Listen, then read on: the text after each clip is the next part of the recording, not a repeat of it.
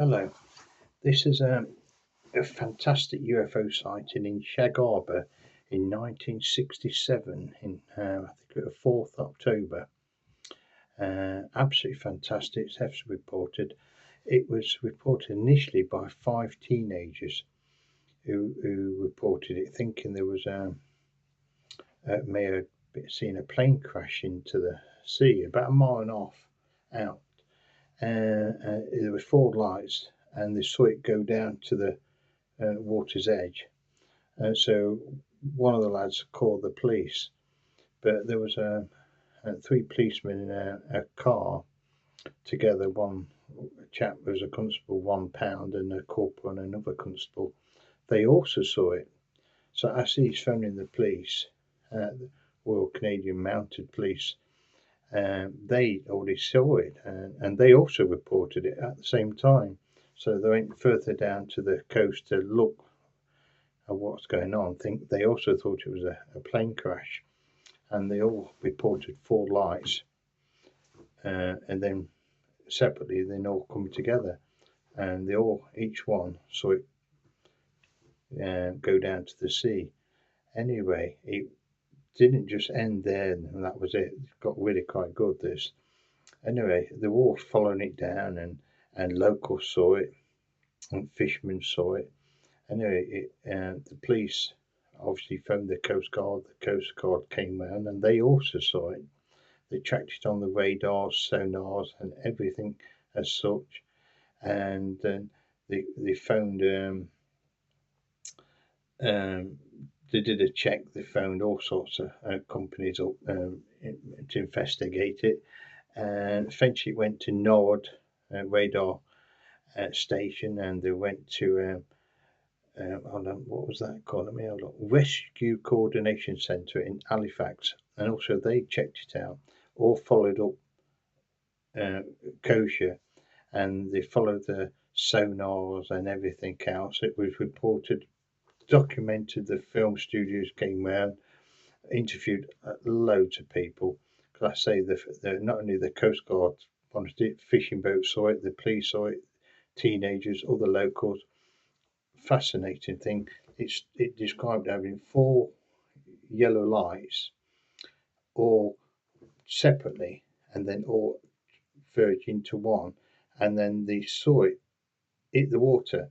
Well, the only people what actual then saw it hit the water was the Coast Guard, and they also reported it and documented it. And so when they got there, they didn't see the craft, but what they described as a foam. They described a foam as if something big had gone under the water, so it left all this foam. So they knew something was under the water, and the sonar tracked it then down. Anyway, the police and other people gave more information. They said it was around 60 feet long, and and it was yellowy lights.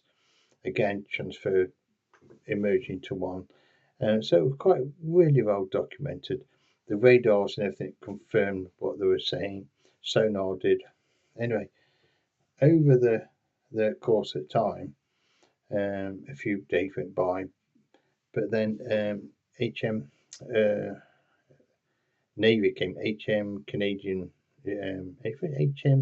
HMCS, I think you call it. They sent divers down, and they went down, and they said officially they couldn't find anything, nothing's there. Anyway, that's not the end of the story. It really is a fantastic story. A few years later, a chap called Chris Stiles got Move On. I think it's something to do. It's a UFO research. I don't know if they're still going. Hope so. Anyway, they went down and sort of investigated it and got all the paper, all these people, and interviewed everybody and found all the sonar reports. And it turns out there's more to it. It turned out the sonar, what followed it down, it didn't just go down to the water. It went 25 miles under the water. And I'm just reading here, just remember, 25 miles to a place called Government Point. Now, I just thought about this. Government Point's a submarine detection centre and base, and it was heading towards that. And it turns out at the same time, what was happening, Russian submarines were coming into the area, actually went into the Canadian water. So they was also suspicious of what was going on. And there's some actual saying it could have been a Russian satellite spaceship or submarine that went down. Lots of things saying at that point in time. Anyway, but when MUFON came on and started investigating it, quite a few years later, because it was still an interesting story, they found out the sonar for the UFO went under the water 25 miles to the detection centre, submarine detection centre base, and that wasn't it. It wasn't the only part of it. Then they said the His Majesty's or Her Majesty's Canadian ships sent more ships over to monitor it, but kept out from the vicinity because another bright light, another UFO came along and went under the sea to it. So all this was quite reported through the military services and public services and everything else, and radar bases and awful lot of media and television and papers. So a lot on it. Anyway, best thing about it then, the two UFOs didn't just stop there under the water. They moved, and the Navy ships followed it on the sonar, but they couldn't track it as quick as it was moving. So as it were going, they followed it under the water, keeping the distance. And then as it went out of the water, they said it came out of the sea and shot off, disappeared into the sky. I mean, how cool can you get? I'll just tell you the names of the other two officers. What were that? Constable £1. The other police officers were a Corporal Victor Rubiecki and a Constable One O'Brien. The 5 teenagers aren't named, but there was a ton of civilians saw it. So if you're interested, just put Shag Harbour in Canada. Absolutely fantastic. It's 1967, so it's a very old UFO report, but I think it's one of the best. There's a lot more to it. I mean, I'm moving on quickly with these stories because you spend 2 hours and bore everybody to death with it. But it is that good. You can see you've got all these witnesses see crashing to the sea. Coast Guard saw what went in, and they've even followed it with a sonar until it came back out with another UFO. I mean, how brilliant is that? And so